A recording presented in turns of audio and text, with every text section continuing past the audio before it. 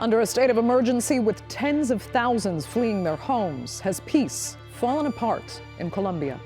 A 2016 deal with the country's largest rebel group was supposed to lead to total peace. But in the Catatumbo region on the border with Venezuela, the National Liberation Army and others continue to fight, claiming the government has failed to deliver. So has disarming one group simply empowered others who still profit from the illegal drug trade? I'm Andrea Sankey, and today's Newsmaker is Colombia.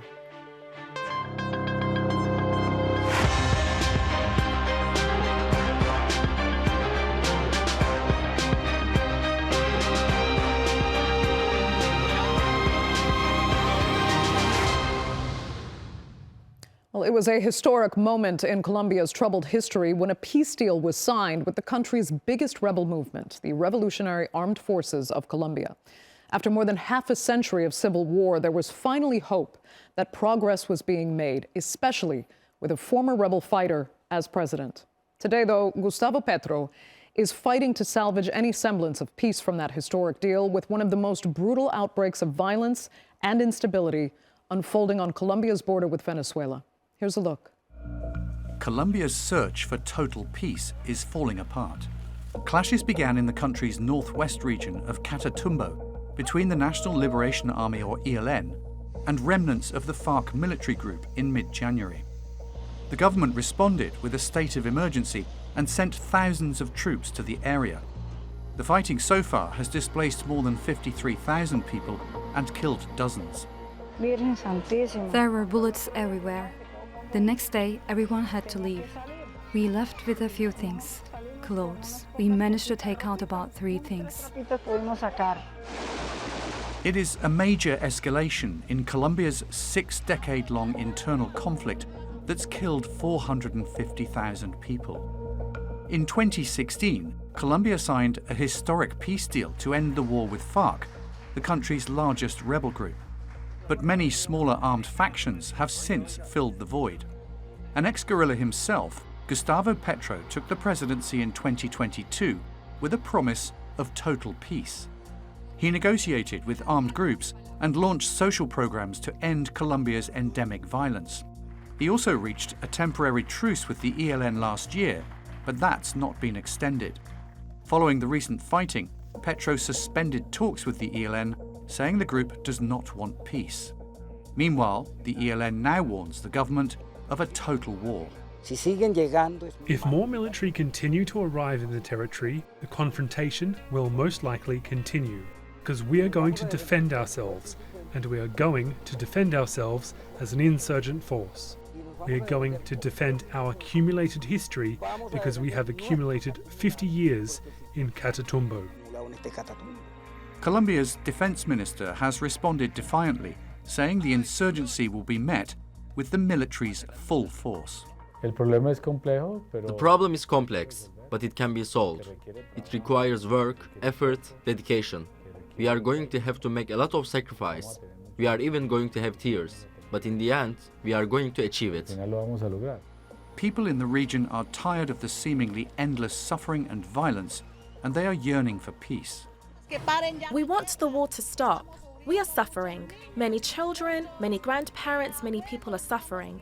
We are suffering from this consequence of the war that we have nothing to do with. The area of Colombia near the Venezuelan border is not the only problem. This month, in the southwest of the country, some of the soldiers who tried to regain control from guerrillas involved in the drug trade were taken hostage. And the crime rate is rising all across the country. President Gustavo Petro acknowledged that the upsurge in violence is a failure, but also called it a lesson. As Colombia appears poised for bigger fights to come, there is little sign of hope for an end to this decades-long battle against heavily armed and well-funded rebels. So can there be peace in Colombia, or have insurgencies become a permanent fixture of the landscape? Well, joining me now to debate that and more are from Bogota, foreign correspondent Richard McColl, from Nijmegen, Netherlands, assistant professor in peace and conflict studies at Radboud University, Sanne Weber, and also from the Colombian capital, professor at University of the Andes School of Government, Felipe Roa Clavijo. Thanks all so much for being with me. Richard, I'll start with you. Do you see Petro's deal as a total failure at this point? And if so, where did it or where did he really go wrong? I don't know. I mean, there were two ways of looking at this. Thank you for having me. It's two ways of looking at this. And one is from the public perception. And the tide has certainly turned against President Petro when it comes to total peace and the cornerstone of his government policy. But then, of course, there's what is actually going on in the ground and the evolution of the conflict. That needs to be looked at when we discuss total peace and whether it's a failure or not. And also, well, how has the government responded to the challenges of the past 2 years? And they've moved really from what is a national dialogue, so working with government groups like the ELN, which wanted to discuss economic reform and political reform, to more locally based dialogues with groups on the ground. So I don't know if it's fully a failure, but I don't know if the messaging is coming across. I mean, it is incredibly complex. You're talking about decades and decades of fighting this battle. But in the end, is it a simple case of overpromising, kind of underestimating the real complexity of what was at hand, and Petro is now regretting maybe saying that this would be total peace within a few years? Richard, go ahead. Well, yes, I think, thank you. I think, of course, he might regret these things, but President Petro is not one to regret things at all. He did overpromise. We knew that was happening. Of course, Colombia requires a lot of change, requires the reforms, is calling out for peace.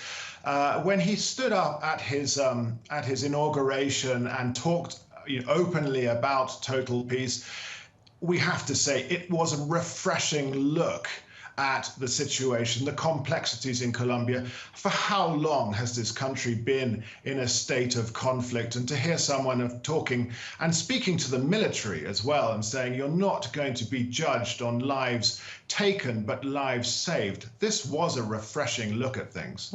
Felipe, are you on the same page as Richard there? And also, the approach taken now to be kind of fighting fire with fire and using the military to try and take the insurgents down, is that working? Yeah, well, one of the main challenges is the lack of a comprehensive strategy for peace building. And this is connected with the peace accord that was signed in 2016.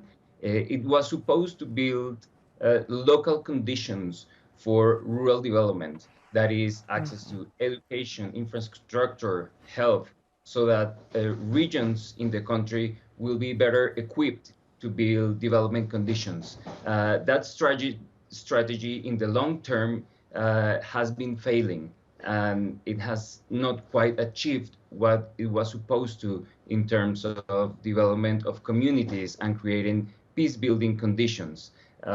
When rural development is not on top of the agenda, then the security conditions worsen. And that's a huge challenge that this government is facing at the moment. Right, because at the very foundation of this conflict, from decades ago, it is still the poverty and the marginalization resulting from basically the poor governance that Colombians have witnessed over the decades. Yeah, can it be changed?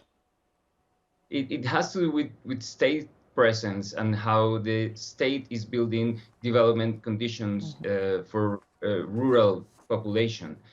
It has the strategy of peace building has not also connected with the security strategy. So we have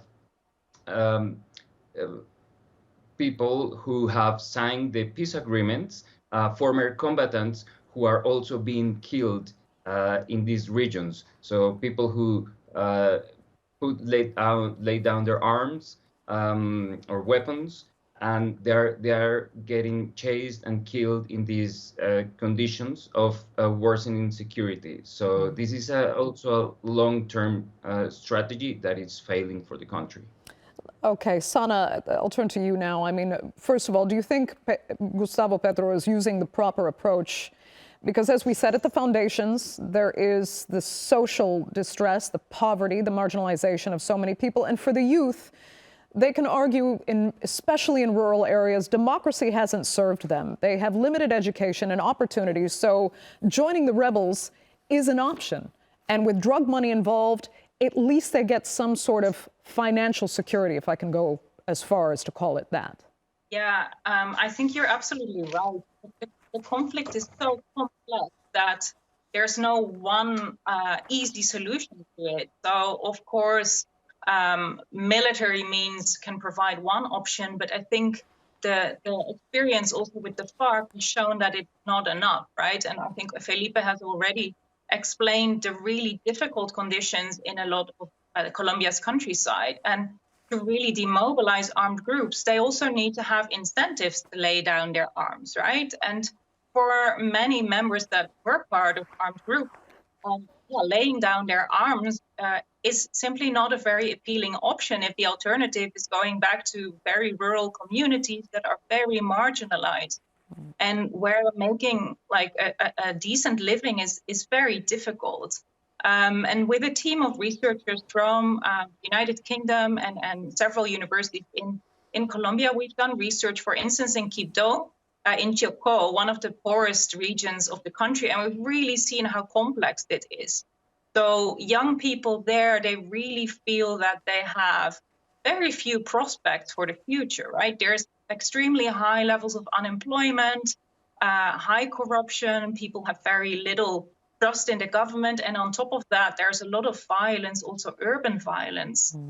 So young people here really feel stuck, and then especially for young men, joining armed groups keeps being an option to gaining an income, but also gaining a status, especially a masculine status, if we also talk about gender relationships.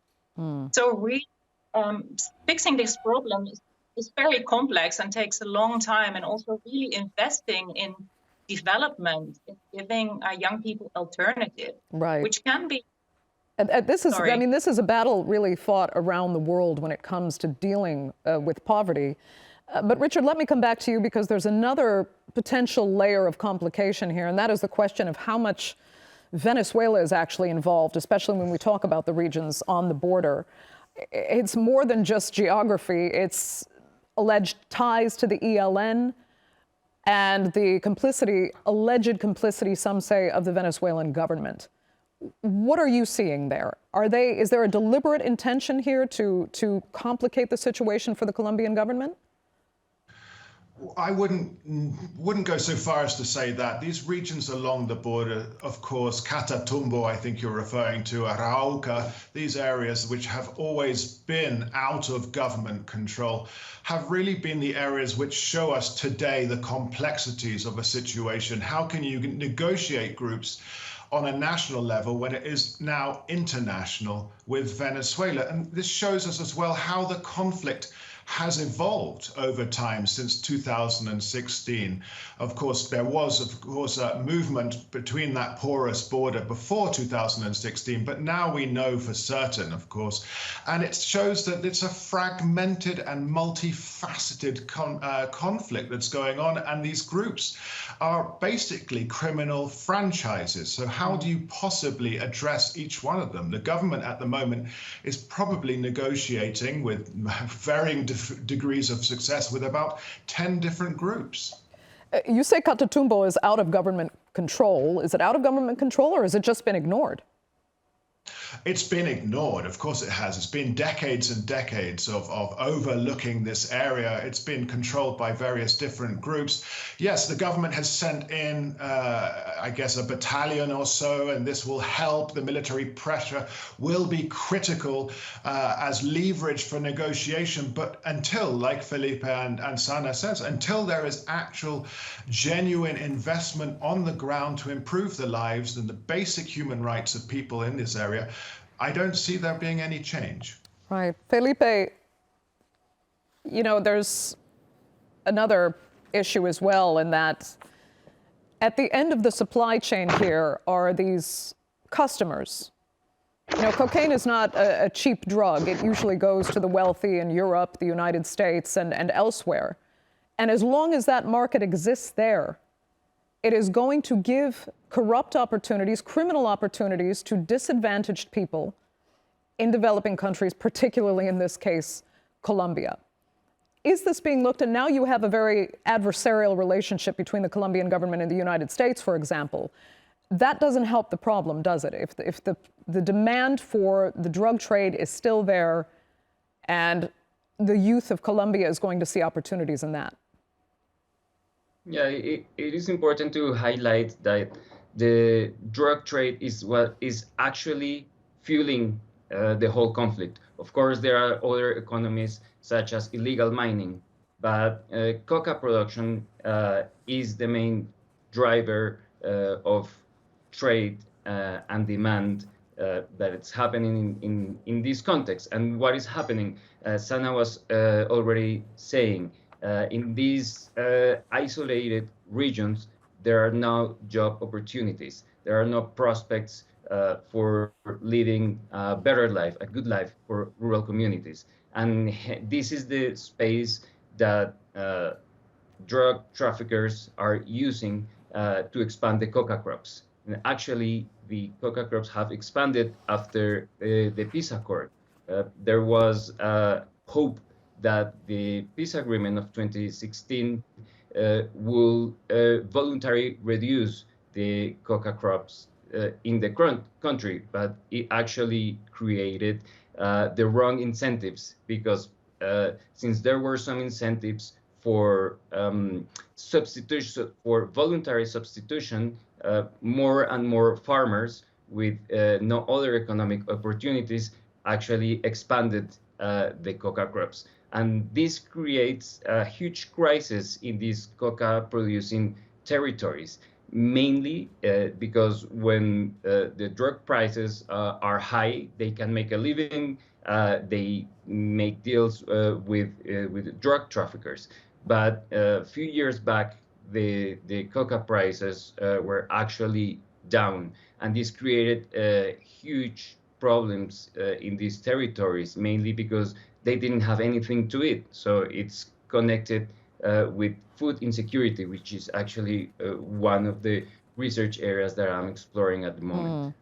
I mean, speaking of food, one of the complaints you'll hear from some of the fighters, some that actually left and then came back, had said that the state had promised to subsidize crop substitution, so that they could stop growing coca and grow other crops to benefit, the food chain and to keep their income. And they said that that was not delivered on. So trafficking and coca crops are what actually provides an income. Is that true? Did the government actually fail on that specific point?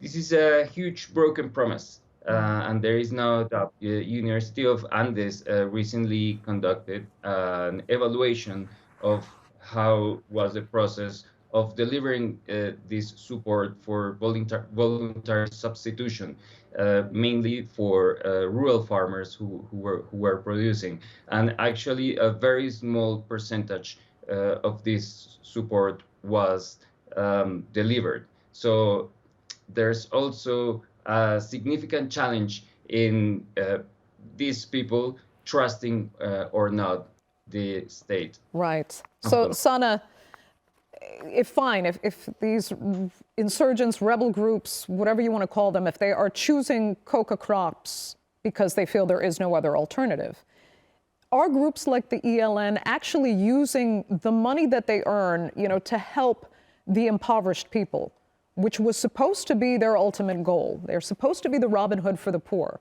Does that even exist anymore, or are they simply narco traffickers by a definition? That depends on who you ask. I think the ELN themselves still clearly want to present a picture of them being defendants of the poor population. And this is also part of the reason they say that, the peace talks with the government are always so complicated, because according to them, the government doesn't want to deliver on this political and economic transformation of the Colombian country that the ELN say they are struggling for. But I think most commentators by now actually see that the ELN is just mostly interested in continuing their engagement in this drug and other illicit economies, rather than really being interested in a peace deal. So they're actually performance in defense of the impoverished people and investment in them. Is very right. Richard, what do you make of that? I mean, how sincere are the goals, if I can put it that way, of most of these insurgent groups? Have they lost the plot, as you could say? It's not about fighting for the poor, fighting for better opportunities for their people. It's about making money, and they see an easy route if they cooperate with the illicit drug trade. Well, I think obviously there are different levels to this as well. The ELN, finds their roots back in the 1960s, in the era of the Cold War. The older members, those that traveled to Venezuela and Cuba for peace talks, they may have political interests in this, and they may be able to say the right things when it comes to wanting to change the political and economic situation in the country. But it's a fragmented group. It has autonomous wings within it, some of which are more, let's say, they are more economically viable and others not. And it's very clear that the older members of the ELN do not have the final say over what's going on in the regions with their other groups. To say that now that they are still involved in politics, I think they affect politics, but I don't think they're directly involved in politics. The conflict has evolved. These are criminal groups. They're not interested in toppling the state anymore. Okay, well, whether or not they're involved in politics, how do you think this is all going to affect the election? It's just about a year away now. Yes, we've got, I guess it's around 17 months or less now until the elections. Obviously, every opposition candidate, of which there are probably 70 of them jostling right now to garner support to run for the presidency. They're all talking about the failure of total peace, and they're all talking about the need to ratchet up military campaigns, and that these illegal groups have been given free rein in the country under Gustavo Petro. And Felipe, the irony here is that if anyone should have understood what insurgents and the reinsertados as well, those that tried to reintegrate into society as former fighters, if anyone should have understood their plight, it should have been Gustavo Petro, being as well a former fighter himself. What happened? Where's the disconnect? Why wasn't he the one that was able to negotiate with the people that he should know so well to make this more of a success? Mm-hmm. Yeah, it unfortunately feels we're going backwards. When we signed that peace agreement, we thought the next election will be about peace, about how to move forward with peace, and this is the greatest lost chance that we've had in the country. Unfortunately, the next election it's going to be around security. How do we strengthen the security situation, the military? How do we spend more to attack these insurgent groups? President Petro had this opportunity. He himself, being a former combatant, he will understand the situation. However, one of the biggest challenges that he is facing with his government is the lack of execution. So he's had historical budgets for agriculture, for education, but what has been the problem? No execution. So none of these huge budgets that he has secured in the past 2 years have been properly invested for the public problems that should be addressed. And so in the rhetoric or in the discourse, he keeps saying, what he has always had about peace-building conditions, about social equality, but in practice, this is not happening. So Sanne, I mean, in the end, did disarming the Farc actually just create more armed groups and further kind of complicate the conflict in Colombia? Well, to a certain extent, it has. I mean, it solved obviously part of the problem, but thinking that the Farc's demobilization would actually end the conflict in Colombia has proved very, very false. I think Part of what we see now is that violence has become more complex, really. Like when I was in Buenaventura in Valle del Cauca, one of these very violent departments in 1 or 2 years ago, the people really said, like, on the one hand, conflict or violence had diminished. On the other hand, it was more complex because before they knew where the violence would come from. By now, it's no longer the Farc battling the armed forces. It's all different armed groups, and there are many more armed groups like Farc splinter groups, dissident groups, armed criminal gangs. They're all combating each other, right? So it has really become more complex. And another lesson that we learned from the Farc demobilization process as well, that there were many urban militias, Farc urban militias, that were not armed, but they were, or they were not like in the jungle, like the actual Farc combatants. And they were not part of the demobilization process. And they also really were part of the fragmentation and the splintering of new armed groups. Okay. So it shows us how also group fragmentation makes peace much more complex. And it's just, we're all seem to be baffled as to how it really gets solved, because it almost seems even beyond just good governance at this point, which is another added layer, is corruption. But unfortunately, that, Sanne, will have to be the final word for this edition of the Newsmakers. We're completely out of time. I'd like to thank all three of you sincerely so much for being with us. Great discussion. And our viewers, of course, for joining us as well. Remember, you can follow us on social media, and do be sure to subscribe to our YouTube channel. I'm Andrea Sankey. We'll see you next time.